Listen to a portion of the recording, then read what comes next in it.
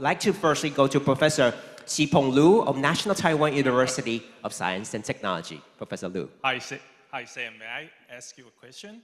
Sure. Okay. I'm a professor in National Taiwan University of Science and Technology.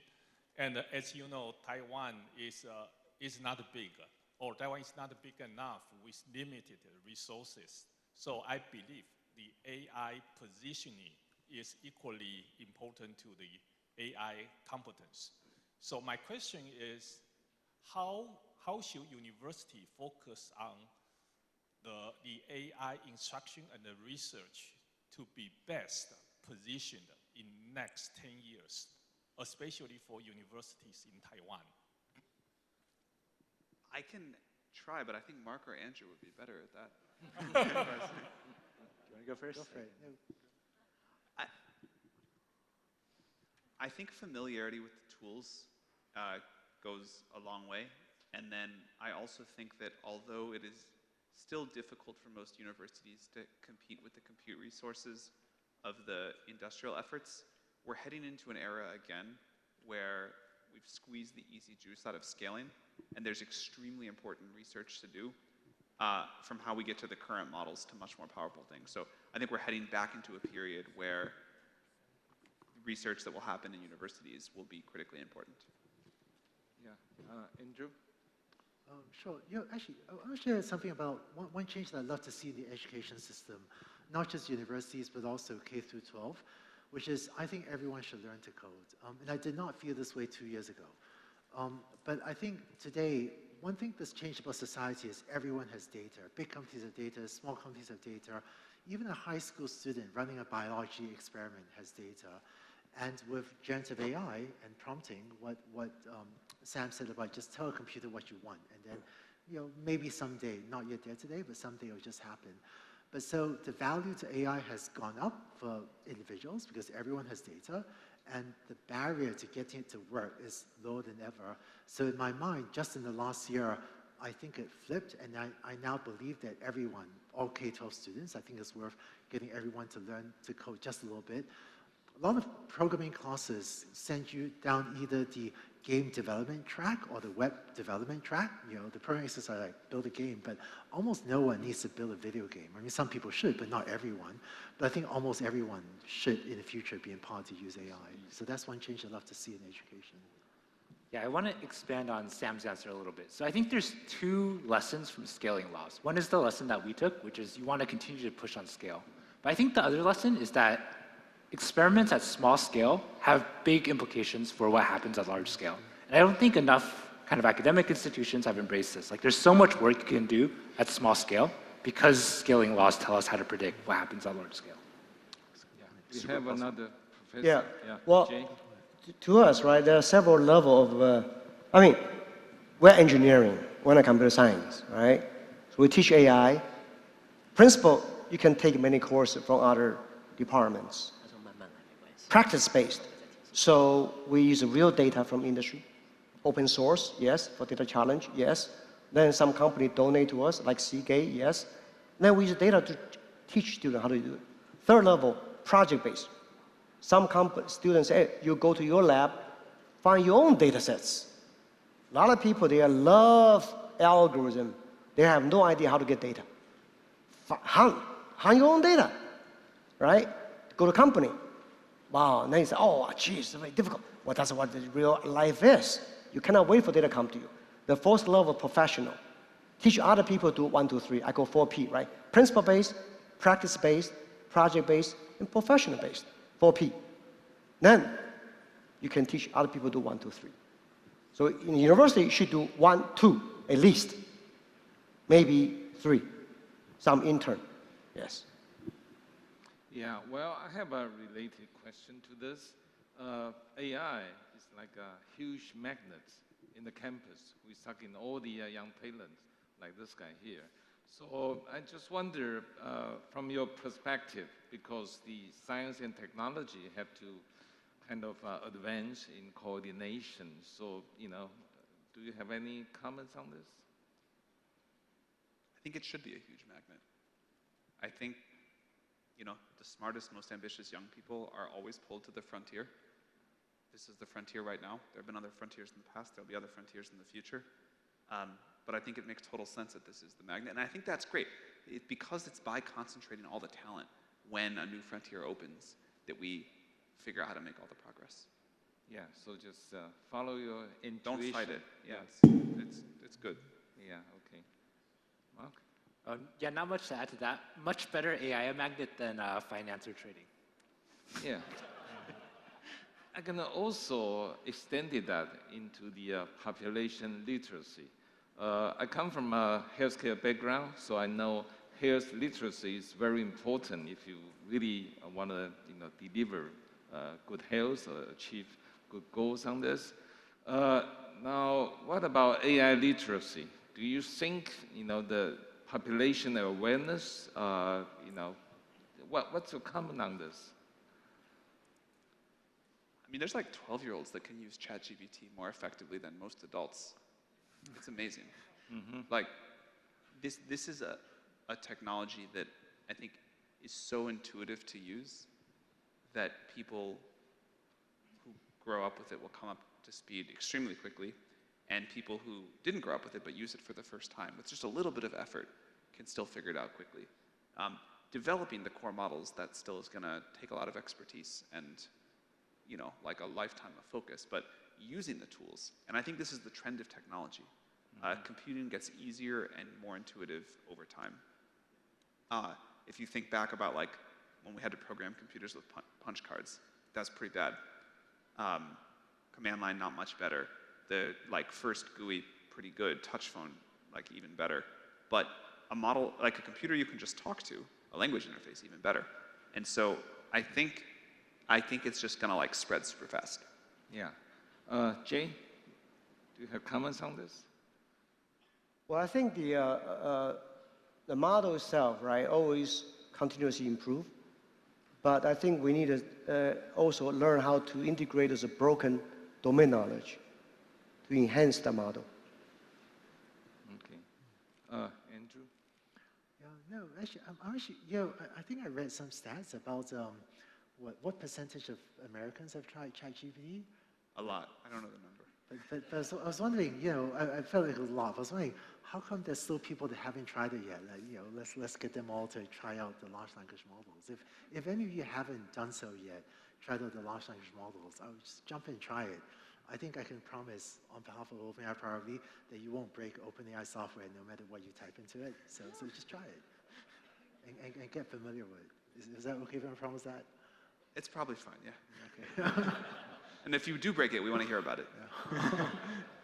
So Mark, in your family members, have you done a survey that what's the proportion of them know about ChatGPT and actually use them? Oh yeah, they're definitely early adopters. Yeah, we have partner programs within the company where friends and family they try out our models first, and yeah, they're very happy users.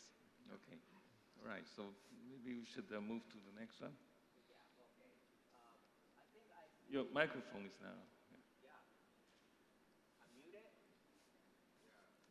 Yeah. Okay, I'm sorry about that. I see our very own Michael Gong, Chief Information Officer of鴻海Group. So maybe Michael, you also have a question. 那接下来我们想要请我们鸿海的资讯长洪培元资讯长也帮我们提一个问题。Yeah, I think the question is to all the masters.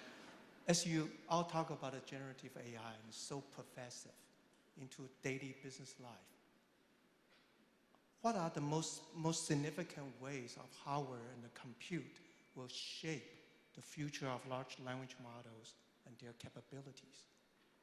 And also, what do you anticipate the hardware lips will be in the next 5 to 10 years for large language models? Maybe Mark, I'll save you to the last, okay? Start from the youngest. Oh, I really think Sam's the right person to answer this. About hardware? Yeah.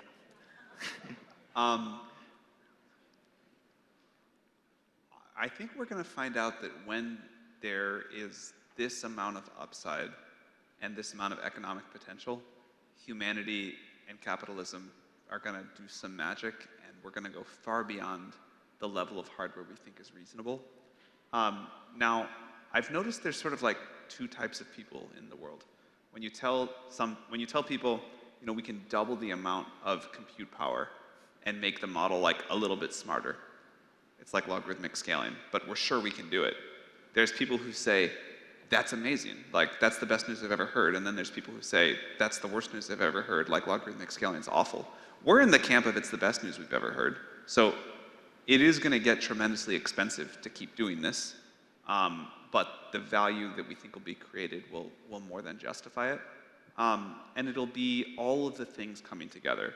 You know, each individual chip will get faster. We'll figure out how to network more of them together. We will be willing to like spend more to buy like many such clusters. And all of that will just be this relentless progress in terms of the total amount of compute in the world going to AI systems. In fact, I think if you think out decades into the future, there will be far more AI compute than sort of biological compute.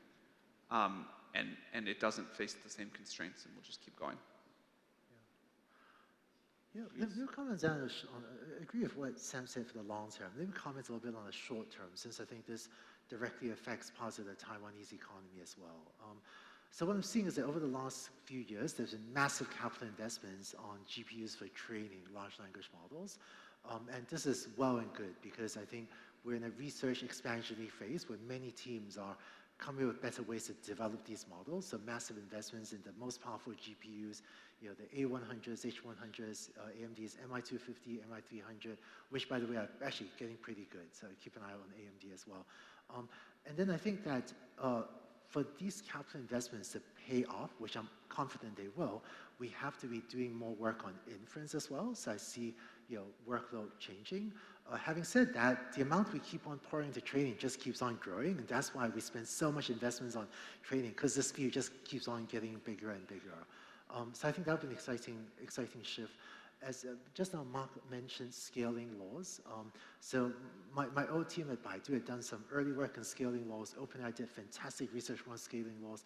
But there's this phenomenon that's, you know, really robust, that if you just make the down computers bigger and throw more data at it, it just gets better and better. And I don't think we've yet exhausted that recipe for making AI systems. And I remember 6-7 years ago, some folks in NVIDIA asked me, hey Andrew, you know, if we keep making GPUs faster, will people use them? I said, don't worry about it, just keep making them faster. We'll use all the compute. And I still feel that way today. If anyone has a way to just get us more compute, we will find a way to use them up. Okay, Jane? Yeah, I mean, certainly we can see the ChatGPT generative AI is a platform. It will evolve over time. We also see vertical, right? Many verticals, like if you're talking about hospital verticals, field management verticals, even the mobility verticals, you are going to have a lots of personal assistant in all kinds, right? Some are image-oriented, some are data-rich environment, some even from sensors. Eventually will be multi-integrated, called the personal system level. I think that's going to happen. It's happening already. Yeah, it will more. Yeah. Okay, so now we have a question from a small entrepreneur. Yeah, I think we have one question from Appier. We got Zhi Hanyou, the founder of Appier, here with us today. 佩星的创办人，游志汉创办人。Thank you all for a very inspiring sharing from all speakers. Similar to Sam, Andrew was also my professor back 20 years ago. So it was very inspiring to hear your talk again. And so my question actually from your talk. So you draw a lot of circle about supervised learning and also generative AI and unsupervised learning, and you give very precise projection about how you will grow for the next 3 years. But as an entrepreneur, we always want more. So we always want to grow more. So what are the critical factors in your mind that we can illustrate that grow beyond your current projections? What are the critical factors in each of the circles? Especially, I think OpenAI plays a very important role, especially in generative AI part. So love to hear all of your opinions about the future growth of AI. You know, let me share one thing that's annoyingly slow. I wish that this is a bottleneck, and this is why When supervised learning started to work 10 years ago, it took us decades. It took us 1 decade, and we're still not yet done finding all the ways to apply it. Now that generative AI, thanks to Sam and others, are working really well, it will take annoyingly long to figure out all the things to which we could apply it. There's one recipe that AI Fund has found. We like to find subject matter experts that deeply understand the domain to come to us with a concrete idea. So for example, the shipping example, that was when Mitsui came and they said, hey Andrew, you should apply AI to predict shipping fuel to optimize shipping logistics. Now in contrast, we've learned to not engage if someone comes with a vague idea. Someone says, hey Andrew, you should apply AI to financial services. I'm not an expert in financial services, so I don't know what to do with that. So I think part of the process that will take us many years, much longer than I wish, I think it'll be this process of subject matter experts in all sorts of industries, learning a little bit about AI, and then developing those ideas, and then finding an AI build team, like my team or other teams, to work together to build them. There's one silver lining, which is because of the widespread attention on AI, I find that I do run into subject matter experts that know an industry and have thought deeply about it for months or even 1 or 2 years, that sometimes already have a concrete idea, but they just never had a build partner to work with them. And when an AI team and they get together and we hear that idea, sometimes we can make progress very rapidly. But because AI has to go into so many industries and so many applications yet, I think it's going to take us a long time to figure out and build those use cases. So that's why I think of an exciting decade ahead of us. Yeah, comments on this subject? Well, Andrew was saying it's important that customer or industry people come to you, right, to provide those opportunities. But we often see those cut across the common issues. And that's why we work industry in 2 different ways. One is common issues, and another one is vertical, specific issues. I think those common issues allow you to develop some areas nobody have done before, right? For example, we'll try to different type of domain adaptation for high-speed application, for example. But of course, when a specific issue, say, I'm going to work for aerospace, that's a very specific one. That's different. So I think both sides give us a good rethinking process, right? How to select, even optimize. Sometimes we develop competing algorithms, not only the best one, several good ones. They may work on different conditions. Not only one, several competing, we call, yes. So I mean, it's interactive, interaction with industry is very important, yeah, to improve the AI development. Yeah.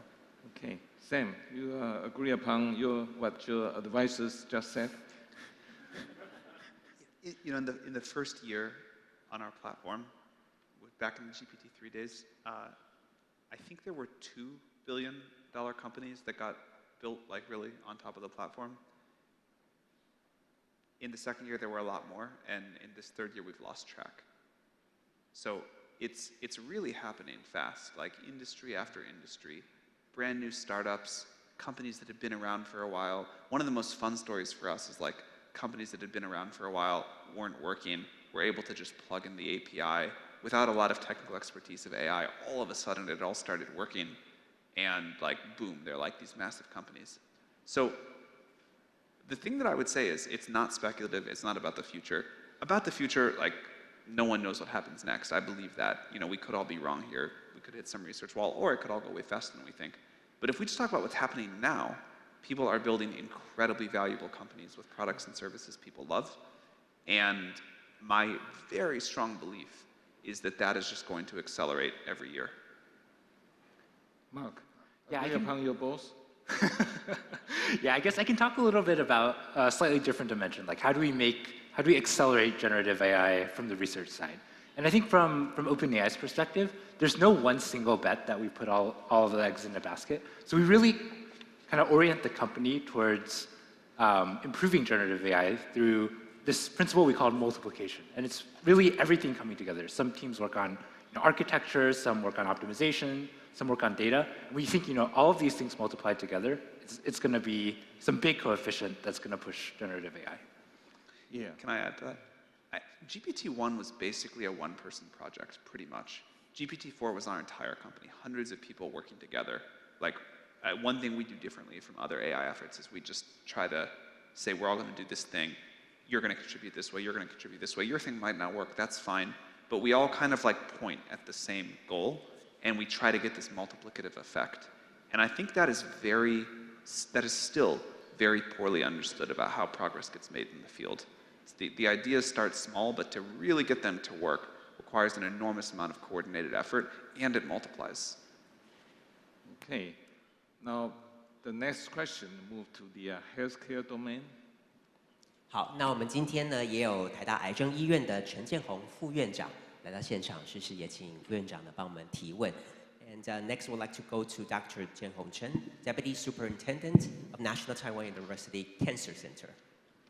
Okay, with recent advance in the medical field, some disease which cannot be treated or cured can be treated now. But we still have two major problems. One is cancer. The second is aging. We always go to aging. So can you elaborate more on how AI can specifically contribute to the healthcare industry, especially on the cancer and the aging? Thank you. Yeah, tough question. Who want to go first?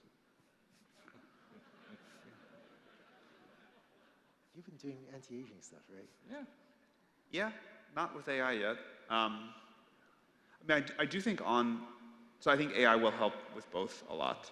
I think it's going to take a while until the models really can contribute. But it's possible that even just like, a GPT-style model that reads every paper ever written can come up with some novel insights. But I think we have to develop some new ideas, and certainly like a model that has much more ability to think about physics and chemistry and biology than the models do today, and the ability to run experiments. So maybe you imagine a model in the future that you ask it to cure cancer, it comes up with some ideas, it thinks for a while, it reaches the limit of its knowledge, it tries some stuff in simulation, maybe that's true, maybe it's not. It sends an email to a wet lab researcher saying, can you run these experiments? They run those experiments.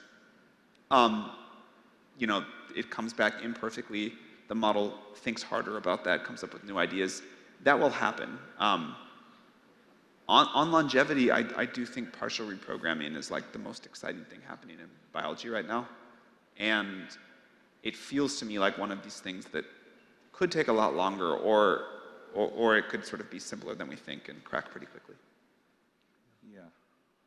Let me ask a question. So I think I've been seeing in the U.S. a movement toward treating aging as a disease. I think this is a very healthy thing. And again, I have friends taking some compounds off label now, right? Metformin, rapamycin, on the hope that this will extend the health span. So exciting progress. Let me just speak to just the application of AI in healthcare. So I've deployed systems in Stanford Hospital, a bunch of other hospitals, but I found that with AI as a general purpose technology, there's a recipe that my teams and I use to help with lowering the cost of automation in different sectors, including healthcare, but also others, which is, so a lot of people have been saying, hey, will AI replace radiologists' jobs, right? But it turns out that if you want to make a workforce more efficient, this is true in the hospital, it's true for businesses, there's this recipe that my teams and I often use, which is we don't try to automate jobs, we instead think of AI as automating tasks. So if you want to lower the cost of the healthcare system, make it more accessible and so on, the process I would go through is look at what the people are doing in the healthcare system or whatever business you want to try to make more efficient, and don't try to automate jobs. Instead, list out the list of tasks that different people are doing. And if you take radiology as one example, everyone thinks of radiologists as reading x-rays, and yes, they do that. But they also communicate with patients, they also manage the radiology machines, they also have record keeping, they also have administrative work, they train more junior radiologists. And I found that the exercise of going through your workforce, listing out the tasks that they do, and then one at a time, seeing which of these tasks are amenable to automation via AI or augmentation via AI, often that leads to exciting ideas. And often it's not the most obvious idea. So radiologists, they do read x-rays. That turns out to be pretty difficult to fully automate. But we looked at, for example, other things that doctors do. Maybe I shouldn't say what exactly we're doing, but it turns out there are other tasks that doctors do or nurses do that could be easier to automate. I found this type of process useful for going into business, health or otherwise, to identify valuable opportunities for AI. Yeah, Jay?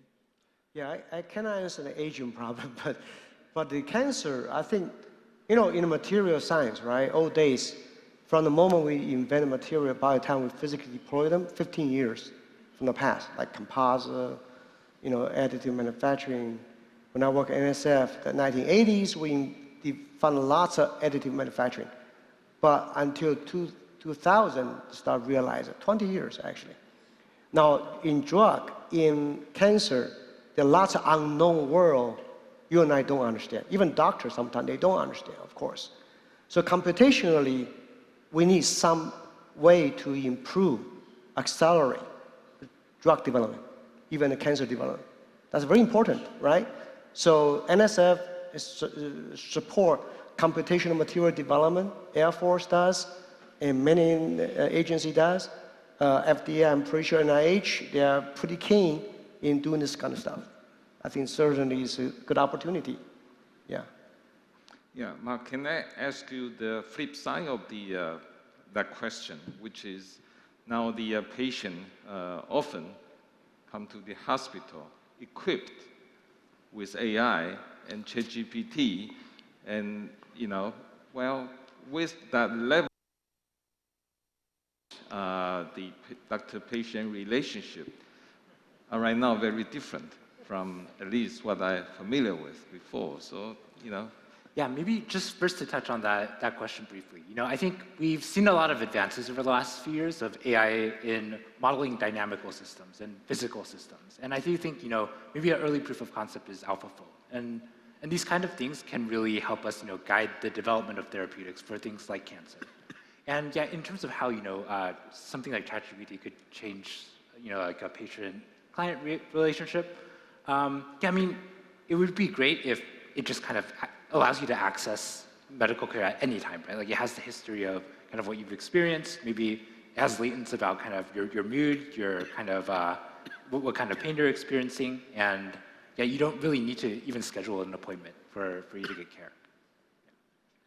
Yeah, this is, I would say, deep water area, you know.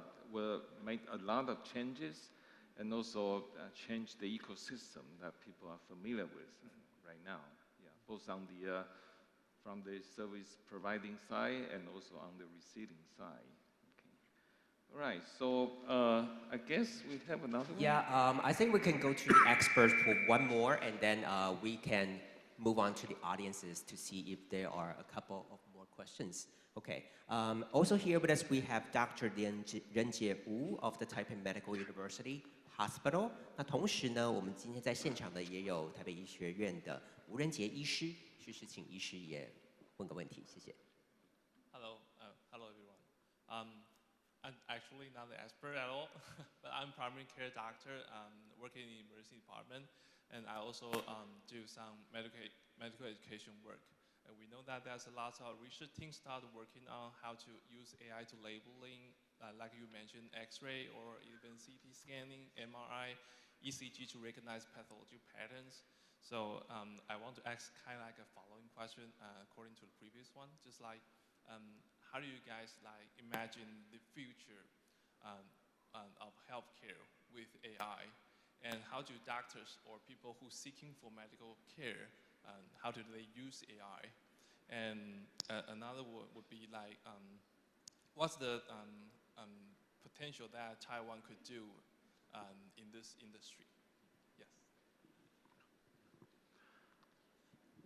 I was in Singapore a few weeks ago, about a month and a half ago, and I was pretty impressed by a piece of AI that was already deployed in National University Hospital, where if a patient goes in with pneumonia, sometimes the doctor says, oh, I think this patient will be in my hospital for 3 days, but the AI may say, no, I think this patient will be there for 15 days, and this causes the doctor to say, oh, wait, did I miss something? And this is changing the conversation already in some of the healthcare scenarios in Singapore. The reason this was deployed in Singapore, but I've not seen anything like this yet in the United States, is because of the cleanliness of the data. Your universal patient ID, the data is very clean, and so the speed of deployment was much faster in Singapore, in this example, than the United States. I think Taiwan could have those opportunities as well, and I know Yonglin Foundation does a lot of work in healthcare as well, but I feel like, you know, as a well-run democratic country with a good healthcare system, I think there could be things that would be faster to take the market here.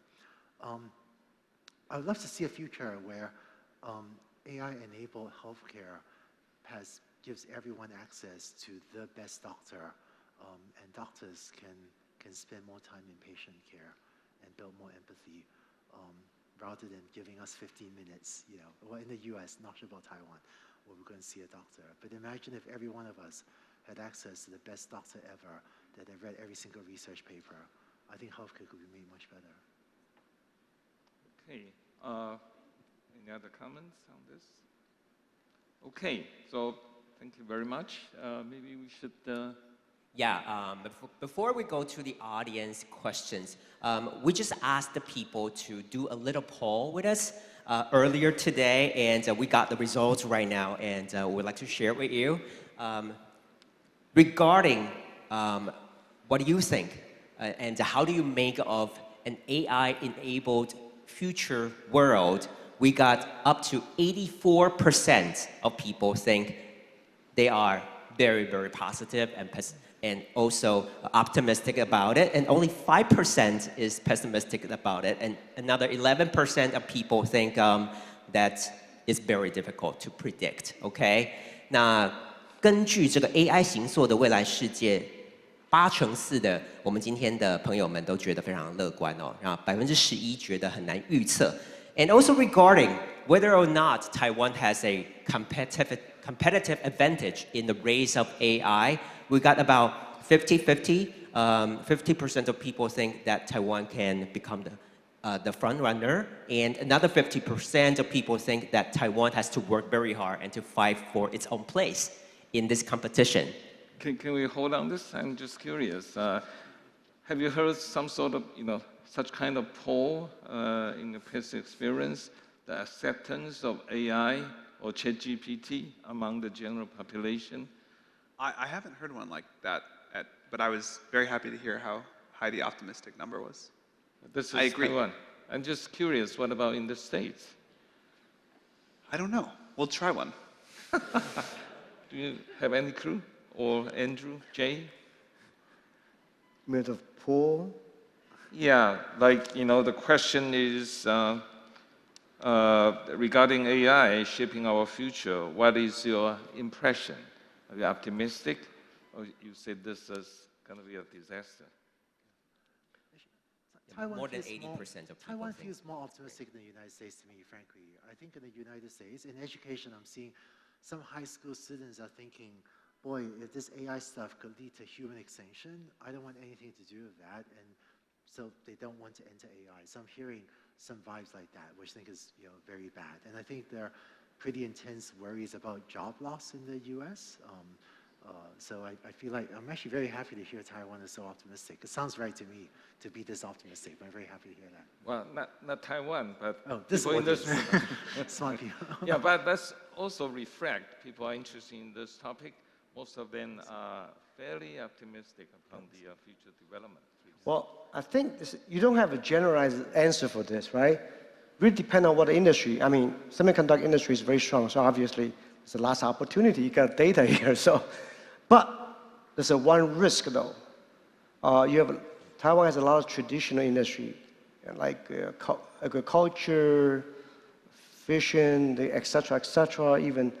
Those industry, second generation, sometimes people are not interested in continuing running. Japan had a similar problem, right? I worked with a Métis, and they said, a lot of natto companies and even sake, the second generation, they are not interested. And so recently I talked to Suntory CEO, Ninami-san. He said, Jay, I would like to really change the way how we brew our sake, right? You cannot find enough good people. I think same thing. We have a lot of low-hanging fruits. Long term, you may not have people like to do it. I think a lot of processes can be AI augmented. So you don't lose that knowledge and intelligence. To me, that's also very important. Yeah. Okay. The third question is actually very important. It says, after attending this AI forum, listen to all the experts' opinion, what do you expect to learn? And the poll shows? Yes. There's one very interesting question here. What do you expect AI can do for you after leaving the forum today, after having heard what our experts have to say today? And about 45% of people think that with AI, their life will become easier. And about another 45% of people think that with AI, they can work in an easier way. And 10% of people think that with AI, they can make more money. What do you think about it? Yeah, I mean, I really do think we should, at least in the short term, be thinking of AI as a tool, right? It's gonna make all the frustrating work basically non-existent, right? So you can already see this a little bit with ChatGPT, right? Like writing, you hit writer's block, it helps you get past that. And I do really think, like, people, they still want to own key decisions. That won't change. But the frustrating work, we'll be able to take that away.